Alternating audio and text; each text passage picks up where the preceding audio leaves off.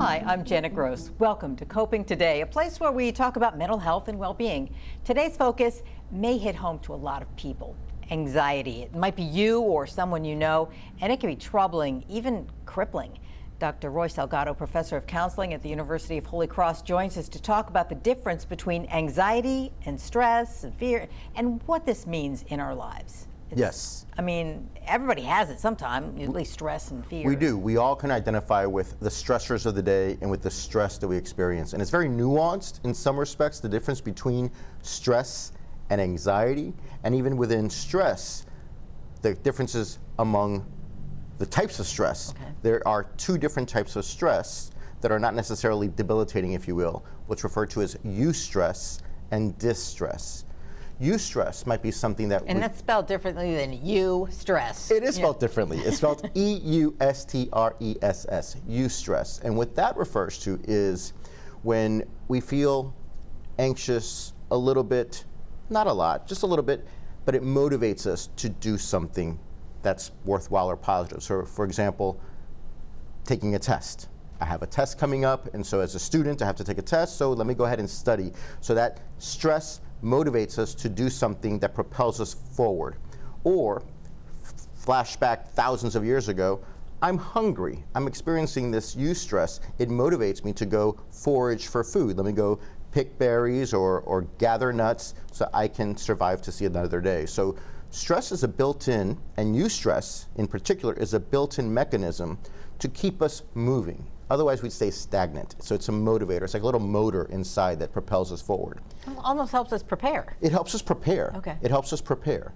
And distress is what one would refer to as perhaps the negative side of that, of the same coin, where we might experience something that is a little threatening, and so we're in distress. We have that fight or flight response that kicks in. So if we feel that we're being threatened by something or a situation, then we're motivated to either fight to survive to see another day, or flee to survive to see another day.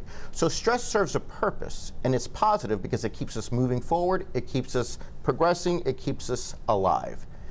It becomes an issue when there isn't a perceived threat, when there isn't anything that needs to be propelling us in one direction or another, and we're debilitated by it, and we start to experience anxiety and the symptoms of anxiety.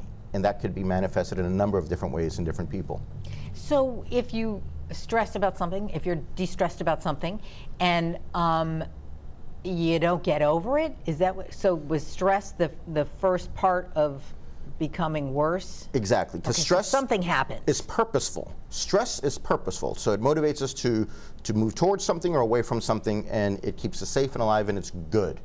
It's an alarm. It's an internal alarm system. It's as if someone is breaking into your car or your house, and the alarm goes on, and it starts, the sirens go off, warning, warning, warning, danger, danger, danger, prepare, prepare, prepare. It's a purpose.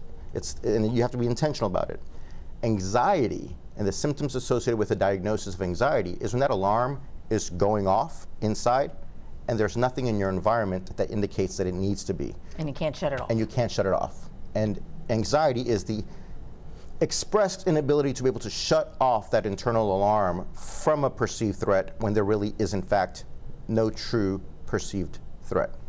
So I guess you're not living your whole life in like, but it's a smaller alarm, maybe that persistent thing that, something's happening, something, I don't even know what it is. Something's Yes, and there's a continuum. You could have people with mild symptoms or minimal symptoms, and they have a diagnosis of anxiety, and so it's just there, it's persistent. And then some people who go into full-blown panic, where it's very debilitating. So there's people who have mild anxiety that is still diagnosable and not the best life that you want to live. You don't want to walk around experiencing an alarm. It's, cumbersome.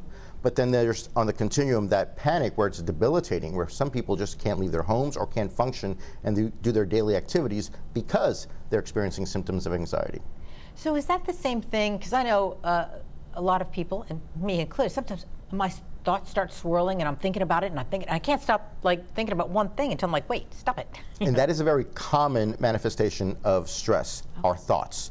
And so if we have these repetitive thoughts or irrational thoughts or intrusive thoughts, and we just can't shake them, and they are starting to impede our daily activities and our relationships. If people around us are starting to be impacted by our persistent, intrusive thoughts, then that perhaps is a manifestation of anxiety, a diagnosable anxiety. And so something to be aware of. And our thoughts is just one of the domains or the areas in which we find ourselves impacted. Right. In addition to that, we find our behaviors impacted, our physiological response impacted, our emotions impacted by anxiety, and so irritability perhaps can set in and things of that nature. And so being mindful and aware of how anxiety impacts a number of different areas in our life. Do we put different words to it, like worrying all the time, or those kind of words? Do they kind of fit in this category too? Yes. If you can't stop the worry, and if there's just persistent worrying, and it's this apprehensive expectation, and you just worry incessantly, and it persists for a period of time, for at least 2 weeks, and you're ruminating over a particular thought and worrying over, because we all worry, and we can worry about a given situation. Worry has its purpose, but if you worry beyond a definitive period of time, clinically it's about 2 weeks or longer, then perhaps there's something there that needs to be addressed. And there are ways to address it. I mean, we're not just laying out a problem, because we're in this show, we're going to talk about ways to address it. Yes. And how to overcome. And while we're at the kind of the beginning of this, the University of Holy Cross is continuing to offer a program that just is yes. Really the Maronites of Holy Cross have been phenomenal for years now, offering free telemental health services to residents of the state of Louisiana. And so if there's an individual who is struggling with symptoms of anxiety or any other condition or relational issue, they can just call the number on the screen and get set up with the counselors in training on site and begin receiving services free of charge. And it's all, phone or whatever it is. Yes. You don't have to go anywhere. You can be comfortable from the privacy of your own space, your own home, wherever that may be. That's a great thing.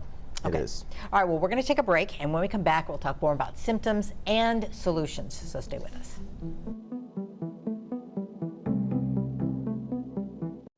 Louisiana needs a hero. Someone to look after it, preserve it.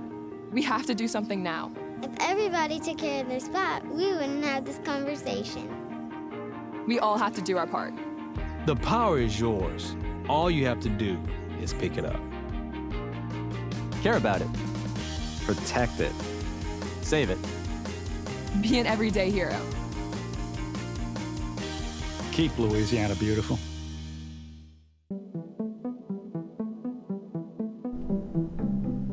Welcome back. We're talking about anxiety and stress, the difference, symptoms, and coping. Joining us now is Dr. Michaela Hartline, Assistant Professor of Counseling at the University of Holy Cross. Thanks for weighing in on this with us. Appreciate it. No problem. Good afternoon. Okay, well, let's talk symptoms, those that we can recognize or things to be aware of, things like that. Yeah, absolutely. So sometimes anxiety will manifest with these physical responses, right? So feelings of restlessness, being wound up or on the edge, being a little bit more easily fatigued than you've noticed lately, as well as difficulty concentrating, feeling a little bit irritable, as well as physical symptoms concerning around having headaches, muscle aches, stomach aches, pains that you really can't explain, difficulty controlling that sense of worry, as well as problems with sleep. This could be a difficulty falling asleep as well as staying asleep. Wow, there are a lot of things that really can affect you with this. There really are.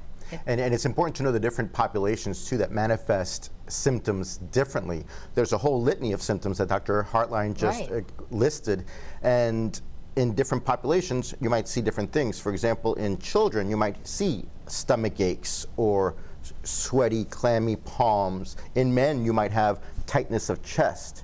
In other populations, you might have, just the rapid thinking and the intrusive thoughts. So there's a number of different ways that anxiety manifests itself in differing people. So what, and Dr. Hartline, help us with this.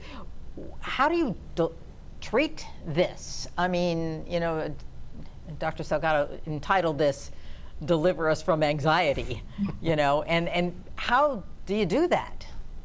I mean, I think it's important to remember that in both mild as well as mild stress and mild anxiety, that the most important thing is coping skills. So physical activity as well as a well-balanced diet and good sleep hygiene are really good starting points for individuals, as well as some other coping mechanisms that may be available.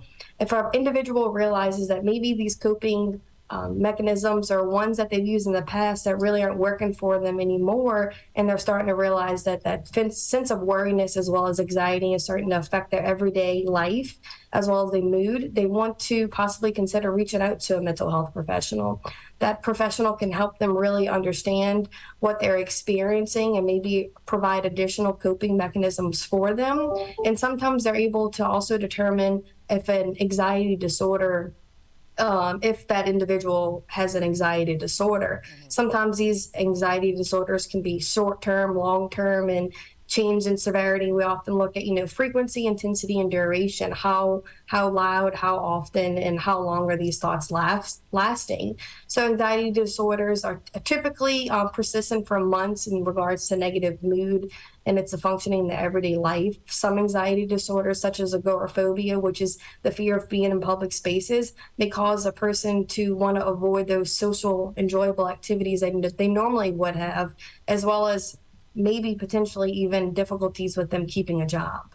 Wow. So we're talking, would like fear of flying fit in here? Is that? Yes, there's a number of different phobias that people perhaps may present with. And so you look at the particular phobia or the particular fear or anxiety and then address it accordingly. There's different interventions. There's what is referred to as exposure therapy. And so you might have someone who has a particular anxiety about flying and exposing them to the notion of flying if it's something that absolutely has to take place for one reason or another, exposing them little by little to whatever the anxious triggering situation or event might be. And so that's perhaps a more extreme type of intervention as opposed to some of the things that you would utilize for a very typical day-to-day type of anxiety. One of the things that Dr. Hartline mentioned was the preventative measures of sleeping well, staying hydrated, having a healthy diet, exercise, physical activity. These things on the front end help to mitigate the body's response to a stressor that could lead to anxiety. So having this balance on the front end can help out with a number of different things. And in the event that you do feel anxiety or experience a diagnosis of anxiety, then some of the things that Dr. Hartline mentioned, such as coping skills, the different interventions that perhaps counselors or therapists would utilize would be of benefit to a person who experiences, whether it's anxiety or any of the other anxiety disorders that accompany it. So, okay, Dr. Hartline, so can somebody just start out treating themselves? Is that smart? I mean, it's always better to consult with a mental health professional. If you are aware of coping mechanisms that have worked for you in the past, then I think it's important to try to utilize those. We also realize that sometimes that's not enough. And when it's not enough, to reach out to a professional is probably or most likely the next step. So, and what are some of these? Okay, you go talk to somebody. What are they going to say? What are they going to recommend? Yeah, so sometimes it's realizing that sometimes this needs to be treated with psychotherapy as well as medication or a combination of both of them.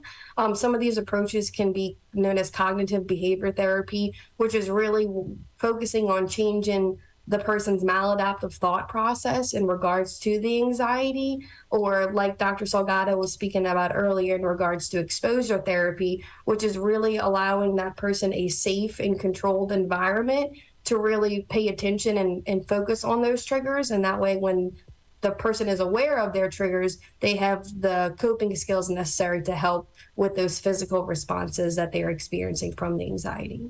So we're talking, notice when it's starting to happen, taking action. Right, and there's no one size fits all for all individuals who present with a given symptomology of anxiety. And so while there are a number of evidence-based practices out there, cognitive behavioral therapy in combination with medication for some individuals might be what is commonly prescribed. But what one needs to look at, a professional would be looking at, if you will, is the presenting individual and their specific circumstance, and then tailor making it in their intervention and their treatment plan accordingly. So you might have someone who comes in with anxiety, person A with anxiety, but they have certain symptomology. So if it's more somatic in nature, so you might have what is referred to as guided imagery, breathing exercises, relaxation, meditation, mindfulness, things that can kind of quiet and slow down the body to a certain extent. So you're talking about imagine this, picture this. Imagine this. Think of yourself here. You're those in a kinds of garden with a babbling Okay. brook and flowers and things of that nature, so that the body can quiet down and the mind can quiet down, and so you might have that type of intervention for somebody. But as mentioned earlier, you might have someone who is afraid of flying, and so exposure therapy would be the intervention that the clinician would utilize. So while anxiety encompasses a lot of different things, because it encompasses a lot of different things and it manifests itself in such a wide array of ranges, the intervention is going to vary for individual to individual. That makes sense. Everybody's unique, so Right. the treatment should be too. So can you talk yourself out of some of these things? I mean, if you feel like you're going into, something it's major, I mean, can you say, okay, I need to pull back, I need to think about this, before you get into a disorder? Yes, I would say some people have the ability to do so more readily than others. If you recognize that something bad can happen from this, is that an advantage? Yes, I have seen individuals who are able to recognize it, and right away they do what's referred to as thought stopping, and it's automatic. And so they automatically say, I've been down that road, I know not to take that corner, so I'm going to stop it right here. And then they redirect their attention elsewhere, independent of outside help. Others don't necessarily have that ability. We all come into the world with different abilities, and so those individuals might have to be taught that or trained in how to do that, and psychotherapy could be helpful in that. Okay, Dr. Hartline, is it something that you've seen where people people sometimes think, I don't want to start this because when will it end? When will I end with therapy, or does it ever end? Do you have to just kind of adapt that into your life? Yeah, I mean, I always say it's always important to have really good tools in your toolbox. And if you have the tools that are in your toolbox to help manage your anxiety, then that's where it becomes beneficial. So, if it takes a little bit of time for you to figure out, like Dr. Salgado's saying, it's kind of tailored to the individual and what's beneficial for them. What works for someone may not work for you and vice versa. So we want to place some really good tools in your toolbox that are tailored to you in this time to be able to manage it. And I think that's always the goal of therapy is, we're never going to get rid of the life stressors that happen in the world, but having really good tools to help manage it for you so it doesn't become overwhelming and turn into this, sense of constant worry or, panic for the individual. I love the way you said in this time. Right. Because it's not, and I guess that's what I was getting at. Doesn't necessarily have to be you're in therapy from now forever. One of the things that I like to tell individuals when they come in for counseling in that first session, letting them know that the intention is not to be in counseling in perpetuity. This is not psychoanalysis where we do Freudian psychoanalysis for the rest of your natural life, because that's what the Austrians had done at one time with regard to the initial psychoanalysis. There's a beginning, a middle, and an end. There's an intentionality. You come in with a presenting issue, we assess, we diagnose, we implement a treatment plan, we incorporate that in the middle, and then we work towards termination. We always start off with the end game being that you will leave therapy in the requisite number of weeks or months necessary for that intervention. So you can go ahead and take these tools from the toolbox that Dr. Hartline mentioned and apply them independent of an outside professional helping you. Okay, so Dr. Hartline, you've seen people come in and leave, and really you don't even need to see them again. Absolutely. In a sense, sometimes we work ourselves out of a job because the goal is to give them the tools to be successful in this situation, right? But they will always have those tools present. So if something were to come up in the future, they can go back to that toolbox that they were able to identify through counseling. Love it. Thank you so much, Dr. Hartline, for joining us and for all your good advice and just talking through this with us. Appreciate it. We'll be back in a moment. Stay with us.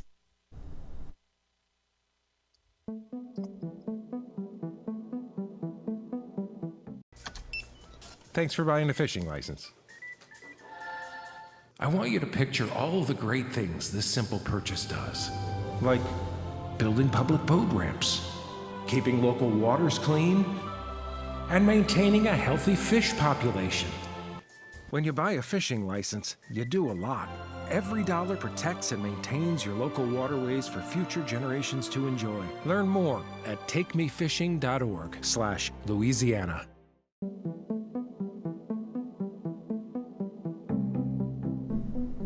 And we're back.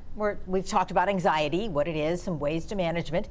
So now, what's the best way to management if you want it to completely go away? Is that possible?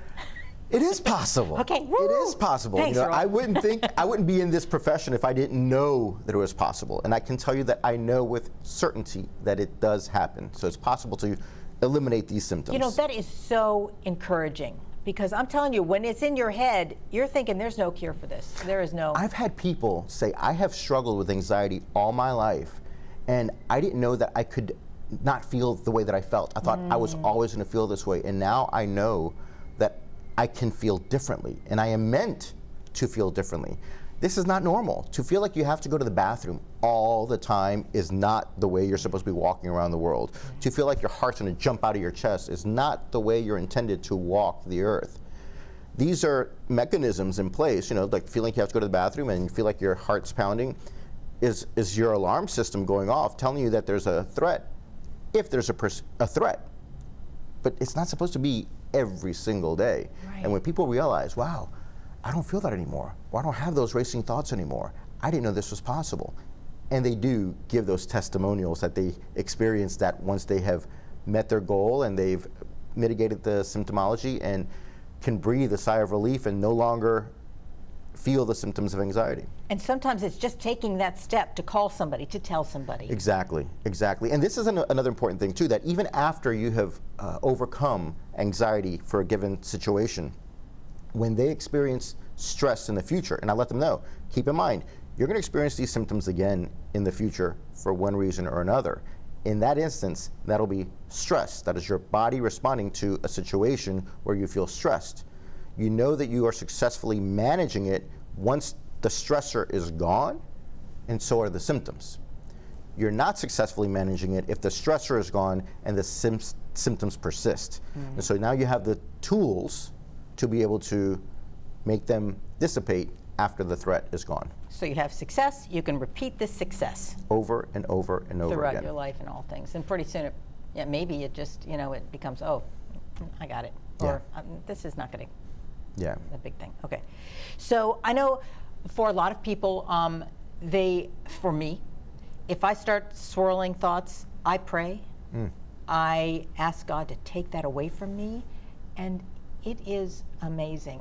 Yes. That I don't do it, He does it. Deliver us from all anxiety. This is one of the things that we're talking about, and in today's society, we are moving so quickly. It's such a fast-paced world. We're running from one place to another. And even for individuals who work from home, there's a huge segment of our population that works from home now. Right.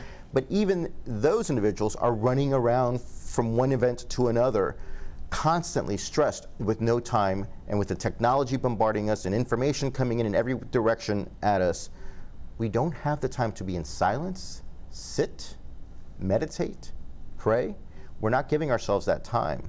And so those that fit that into their day, whether they start their day off that way or end their day that way or somewhere in the middle or all of the above, those that incorporate prayer and meditation into their life do experience fewer symptoms associated with anxiety and mitigate a diagnosis altogether. I don't think that our bodies were designed to get up, go, in a race and not take a moment, not reflect, not. Our bodies were only designed to get up and go because we're chasing, or we're being chased by a lion, or we're chasing the food that we want to eat that day. That's what that was for. That system, that alarm is built into us to get away from some animal, a predator, or to go and get the thing that we want to catch that we can eat. That's what that's for. It's not meant to be there because the electricity needs to be paid, or the water is due, or the credit card is. Right. Those aren't the things that were intended to, but they produce stress, and then perpetual stress. And then you have action items and tasks and things to do with regard to work and dropping the kids off at school and buying the groceries and doing the laundry and all of these things that produce stress that just create this environment that you're just always on the go. We're not meant to be always on the go. We need to find time to rest, to be in silence, perhaps find the time to pray, and we find that that's very helpful. And I think those suggestions, that thought process is way better than telling somebody and they go, just stop thinking about it. Right. Let it go, don't worry. Because that's not going to happen. If I tell you to stop thinking about a pink elephant, oh, it's in my head now. Thanks, it's in your Roy. head. So it just simply doesn't work. Right. So these things are meant to really, what you were talking about, and even advice from a counselor or therapist, it's going to help you, or a trusted friend, it's going to help you realize maybe. Yes, yes. Okay. Oftentimes I just tell someone who comes to me, not necessarily in a therapeutic situation, but like a friend, just sit, take a breath, be silent, and be. Nice. Okay, any tips before we go? Yes, we have 2 sets of tips, and it's important to be preventative in nature. So to mitigate these symptoms on the front end, physical activity, a nutritious and varied diet, and good sleep hygiene are very effective in mitigating the symptoms of stress and anxiety. On the back end, if you do experience symptoms of anxiety, then it's important to engage in deep breathing exercise, applied relaxation, and practice mindfulness such as prayer and meditation. Some of these things are very helpful in being able to reduce the symptoms of anxiety if you face with it. Applied? What's the word applied mean in relaxation? Oh, applied relaxation. So, for example, where you relax every single muscle in your body, and so you just are very intentional in relaxing your forehead, your cheeks, your shoulders, your back, all the way down to the tips of your toes. Okay, thanks. Just wanted to see what that was. Okay, anything at the University of Holy Cross that we need to know about? Well, we have a number of wonderful programs. We have over 65 programs among many different things at the bachelor's, master's, and doctoral level, both online, in-person, dual enrollment. If you're interested in any one of these types of degrees that we have among these 65 programs, just go ahead onto our website, see what might be of interest, and enroll in one of our courses. Okay. Thank you, Dr. Roy Salgado, for talking things through with us, and of course, all your colleagues at the University of Holy Cross. We appreciate you being here and coping today.